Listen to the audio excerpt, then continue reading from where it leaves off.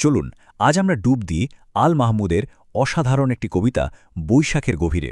আমরা দেখব কিভাবে একটা সাধারণ কালবৈশাখী ঝড়ের বর্ণনা থেকে শুরু করে কবি আমাদের নিয়ে যান সামাজিক ন্যায়ের এক প্রচণ্ড শক্তিশালী আহ্বানের দিকে। কবিতাটা কিন্তু শুরু হয় প্রকৃতির এক ভয়াল রূপ দিয়ে।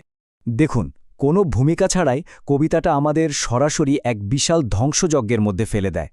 বাতাসটা এতটাই শক্তিশালী যে উড়ন্ত বুনোহাঁসের ঝাঁক ছিঁড়ে খুঁড়ে যাচ্ছে, এমনকি আধুনিক প্রযুক্তির গর্ব জেট প্লেন সেটাও খেলনার মতো দুমড়ে মুচড়ে মাটিতে আছড়ে পড়ছে।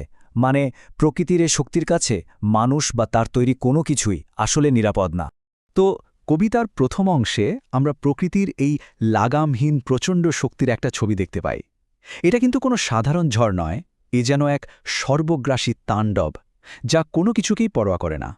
একবার শুধু ভাবুন ছবিগুলো কি ভয়ঙ্কর। একদিকে বুনো হাঁসের ঝাঁক ভেঙে চুরমার হয়ে যাচ্ছে, জেট বিমান মাটিতে মুখ ঠুবড়ে পড়ছে, আবার অন্যদিকে নদীর জল পর্যন্ত আকাশে উঠে যাচ্ছে আর টেলিগ্রাফের বিশাল বিশাল থামগুলো হাওয়ায় বেঁকে যাচ্ছে। বোঝাই যাচ্ছে প্রকৃতি হোক বা আধুনিক প্রযুক্তি, কেউই এর রোষ থেকে বাঁচতে পারছে না। ঝড়ের এই অসম্ভব শক্তির বর্ণনা দেখতে দেখতেই মনে একটা বড় প্রশ্ন চলে আসে। আচ্ছা, এই যে অন্ধ আক্রোশ, এর আসল শিকারটা হচ্ছে কারা? আর ঠিক এই প্রশ্নটা থেকেই কবিতাটা যেন মোড় নেয়। প্রকৃতির বিশাল ধ্বংসলীলা থেকে সরে গিয়ে ফোকাসটা চলে আসে মানুষের কষ্টের দিকে। এইবার আমরা কবিতার দ্বিতীয় পর্বে চলে এসেছি। এখানে কবির গলার স্বরটাই যেন পুরো পাল্টে যায়। এখন আর ঝড়ের বর্ণনা নয়, বরং শোনা যাচ্ছে অসহায় দুর্বলদের জন্য এক আকুল আবেদন। আর মজার ব্যাপার হলো, কবি এখন সরাসরি ঝড়ের সাথেই কথা বলতে শুরু করেন। কবি এখানে বাতাসকে সরাসরি কিছু প্রশ্ন করছেন। প্রশ্নগুলো খুব সাধারণ, কিন্তু কি ভীষণ মর্মস্পর্শী। গরিব মাঝির পালের দড়িটা ছিঁড়ে কিংবা কোনো চাষির ঘরবাড়িটা ভেঙে দিয়ে ঝড়ের কি এমন লাভ হয়? এই লাইনগুলোর মধ্যে দিয়ে কবি আসলে ঝড়ের এই ধ্বংসলীলার উদ্দেশ্য নিয়েই একটা গভীর নৈতিক প্রশ্ন তুলে ধরছেন। ঝড়ের আসল আঘাতটা কাদের ওপর পড়ছে তা এখানে একদম পরিষ্কার। মাঝি, চাষি, মা, অর্থাৎ সমাজের সবচেয়ে প্রান্তিক, সবচেয়ে অসহায় মানুষগুলোই এর প্রধান শিকার। কবি এখানে এই বিশাল ধ্বংসযজ্ঞকে একটা ব্যক্তিগত চেহারা দিয়েছেন, যা আমাদের সহানুভূতিকে আরও অনেক বাড়িয়ে তোলে। কবি কিন্তু এখানেই থামেননি, তিনি আরও গভীরে যাচ্ছেন। মানুষের পাশাপাশি প্রকৃতির সবচেয়ে ছোট আর নিরীহ প্রাণীরাও এই ধ্বংসের শিকার। টুনটুনির ছোট্ট বাসা, বাবুই পাখির বোনা ঘর আর এক দুঃখী মায়ের ভাতের হাঁড়ি, এই অতি সাধারণ কিন্তু অমূল্য জিনিসগুলো ধ্বংস করে কি আনন্দ পাওয়া যেতে পারে? এই ছবিগুলো অবিচারের অনুভূতিটাকে আরও তীব্র করে তোলে। কবিতার এই পর্যায়ে এসে কবির মিনতিটা যেন অভিযোগে পরিণত হয়। তিনি আর অনুরোধ করছেন না, বরং ঝড়ের চরিত্র আর তার ন্যায় বিচার নিয়ে সরাসরি প্রশ্ন তুলছেন।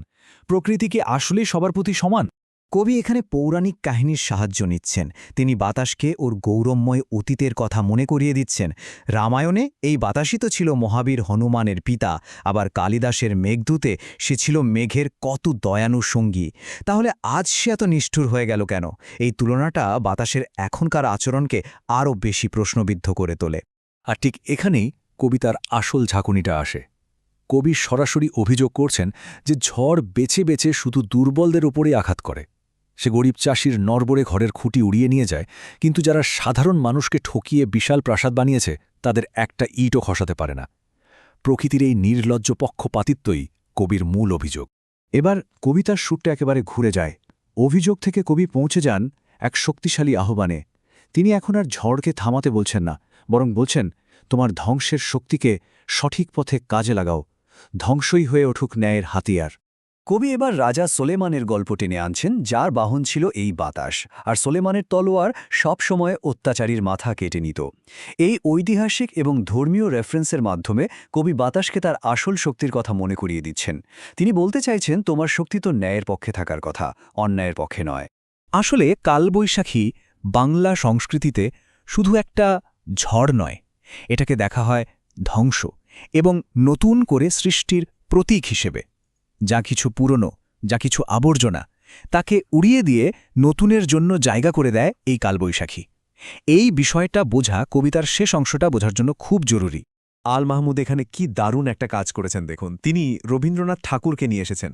রবীন্দ্রনাথও তো কালবৈশাখীর কাছে ঠিক এমনই একটা আহ্বান জানিয়েছিলেন, যা কিছু পুরনো, শুকনো আর অপ্রয়োজনীয় তাকে উড়িয়ে দেওয়ার জন্য।